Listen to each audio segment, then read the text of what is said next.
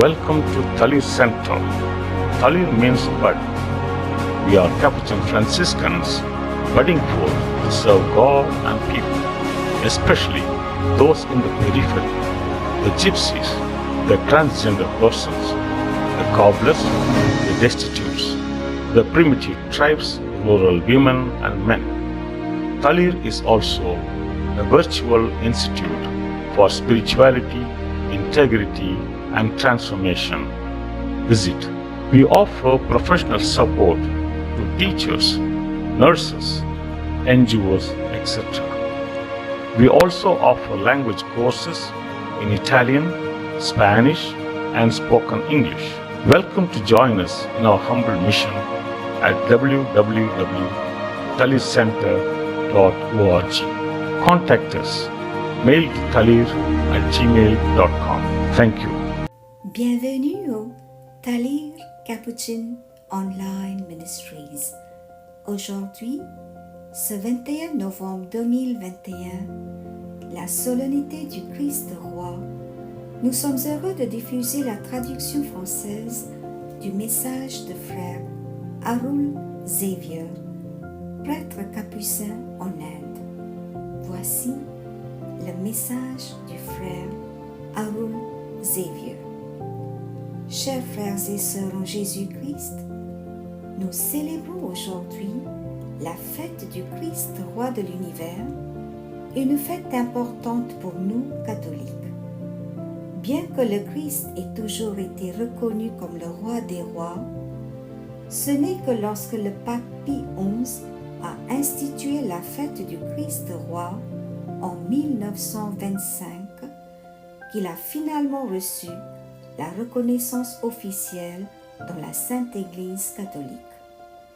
En d'autres termes, cela ne fait que 95 ans que les catholiques se réunissent chaque année pour reconnaître officiellement le Christ comme roi. Le pape Pie XI a proclamé la paix du Christ dans le royaume du Christ.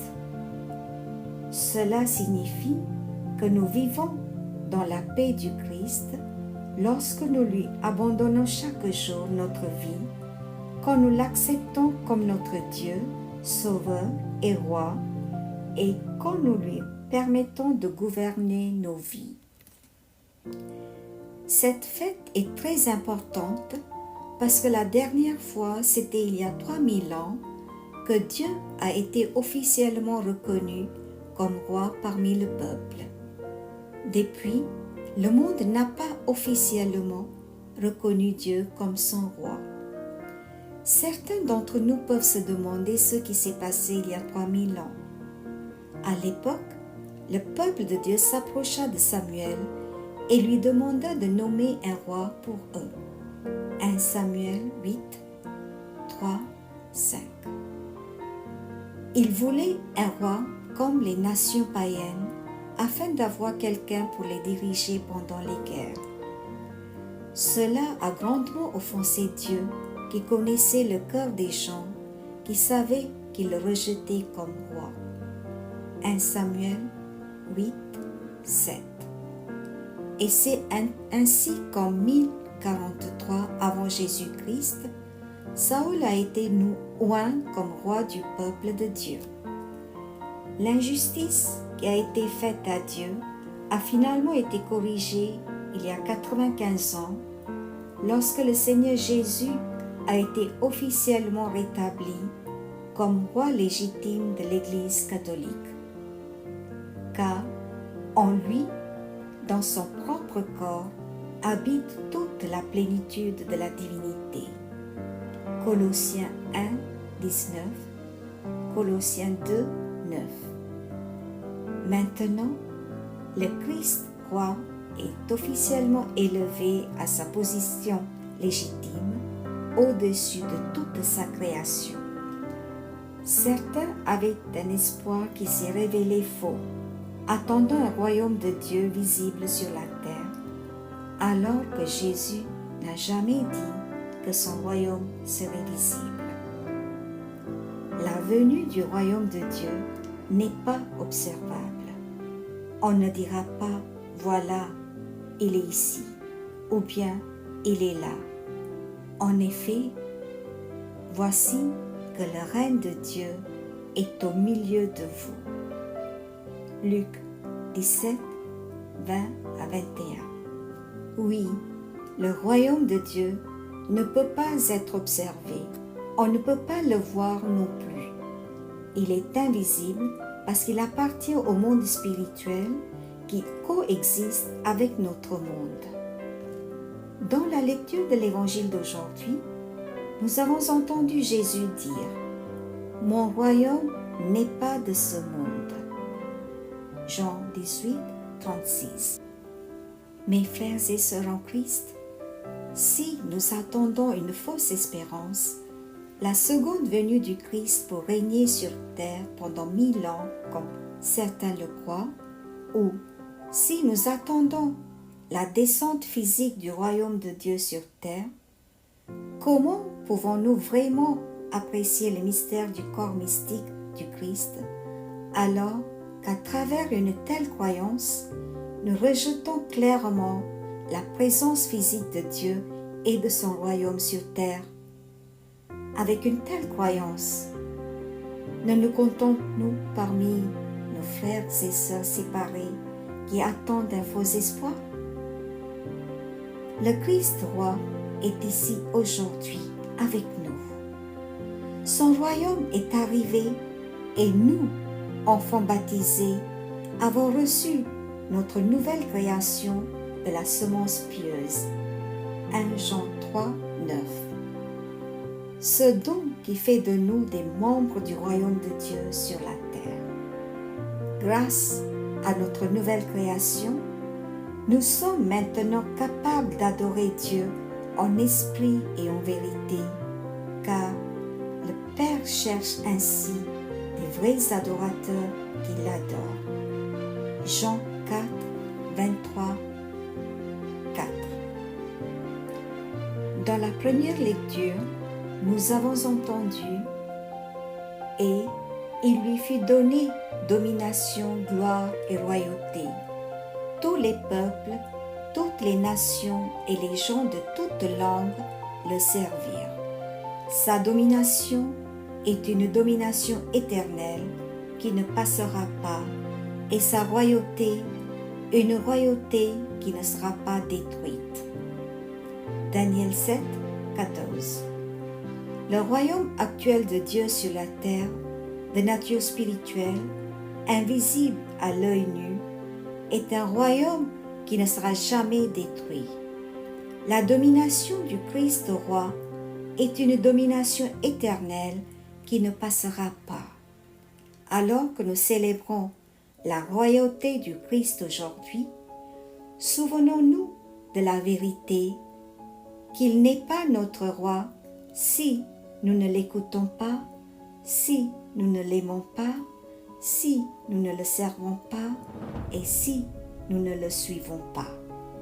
Nous n'appartenons à son royaume que lorsque nous marchons avec lui, lorsque nous vivons pleinement notre vie dans l'esprit de l'Évangile et lorsque cet esprit évangélique pénètre toutes les facettes de notre vie. Si Christ est vraiment roi de ma vie, il doit être roi de chaque partie de ma vie et je dois le laisser régner dans toutes les parties de ma vie. Nous devenons les sujets du Christ roi lorsque nous répondons sincèrement à son invitation aimante. Prenez sur vous mon joug, devenez mes disciples, car je suis doux et humble de cœur, et vous trouverez le repos pour votre âme. Matthieu 11, 29. En cultivant dans nos vies l'esprit doux et humble du Christ, nous montrons aux autres que Jésus-Christ est en effet notre roi et qu'il est responsable de nos vies. Pour recevoir la royauté de Jésus, nous sommes appelés à lutter contre les tentations, appelés à fixer notre regard sur le crucifié et rester toujours fidèles au Christ. Même entre nous chrétiens, Combien de fois recherchons-nous le confort et les certitudes offertes par le monde? Combien de fois sommes-nous tentés de descendre de la croix? L'attrait de la puissance et du succès semble être un moyen facile et rapide de répandre l'Évangile. Nous oublions souvent comment fonctionne le royaume de Dieu. Pour notre réflexion, une question très typique que nous pourrions nous poser aujourd'hui est: qui est le roi de ma vie? Si je proclame que Jésus-Christ est le roi de ma vie, je dois rendre sa seigneurie réelle dans ma vie en craignant Dieu et en marchant dans ses voies. Psaume 128, 1. Avons-nous vraiment accepté Christ comme notre roi? Si oui, suivons-nous les enseignements de notre roi, les commandements de notre roi, les avertissements de notre roi? Restons-nous toujours fidèles à notre Maître et à notre Roi et Seigneur Jésus-Christ? Pour cette nouvelle semaine, observons attentivement nos choix personnels et familiaux et voyons s'ils sont tous adaptés aux voies de Dieu. Amen. Bien chers sœurs et frères en Jésus-Christ, je vous invite à continuer à prier la prière de 5 minutes tous les vendredis pendant 5 minutes de 20h à 20h05. Pendant ce temps, nous pouvons prier pour les personnes atteintes du Covid-19, pour la protection de tous et pour que cette épidémie prenne fin au plus tôt. Prions pour les intentions suivantes. Confions-les au Seigneur par l'intercession de la Sainte Vierge Marie. Prions pour les auditeurs de ce message. Avec le pape François, prions pour les personnes désespérées et déprimées. 27 novembre, prions pour Josette qui fête son anniversaire de naissance. 28 novembre, prions pour Rajesh Dev qui fête son anniversaire de naissance. Nous souhaitons une très joyeuse fête à toutes les personnes qui fêtent leur anniversaire cette semaine. Que notre Dieu d'amour les bénisse et les garde unis dans son amour. Continuons à prier pour la guérison et bon rétablissement de Jocelyn qui a été opéré du cœur. Prions pour les intentions de Michela. Prions pour que nos jeunes soient délivrés de la drogue, des différentes addictions et abus. Prions pour les personnes atteintes du Covid-19, pour le personnel médical, les aidants et les bénévoles au service des malades. Confions au Seigneur tous nos malades et ceux qui sont hospitalisés. Que le Seigneur leur accorde la guérison du corps et de l'âme. Prions pour les pauvres, les affamés et les démunis. Prions pour nos aînés et ceux qui souffrent d'Alzheimer, de Parkinson, du cancer, de maladies chroniques, d'une lourde pathologie et pour les cardiaques. Prions pour les agonisants et les mourants. Prions pour les fidèles défunts de cette semaine, pour tous les fidèles défunts de nos familles et amis, et pour les âmes du purgatoire. Seigneur, donne-leur le repos éternel, et que brille sur eux la lumière de ta face, qu'ils reposent en paix par la miséricorde de Dieu. Amen. Prions ensemble. Seigneur Jésus-Christ, Roi de l'univers et notre Roi, nous t'avons accepté comme notre Roi et notre Maître. Puissions-nous écouter tes paroles de sagesse et les chérir dans nos cœurs. Puissions-nous les garder dans notre vie afin de prouver chaque jour que nous sommes des vrais citoyens de ton royaume et messagers de ta paix. Qu'aucun attrait de ce monde ou puissance de ce monde ne nous asservisse. Chaque fois que nous avons l'occasion de diriger et de guider le peuple, les jeunes et nos enfants, aide-nous à te garder comme roi à l'esprit et comme notre Seigneur dans notre cœur. Puissions-nous revêtir ta nature dans tout ce que nous faisons et nous disons. Amen. Je vous remercie. Bonne fête du Christ roi et bonne semaine. Soyez bénis.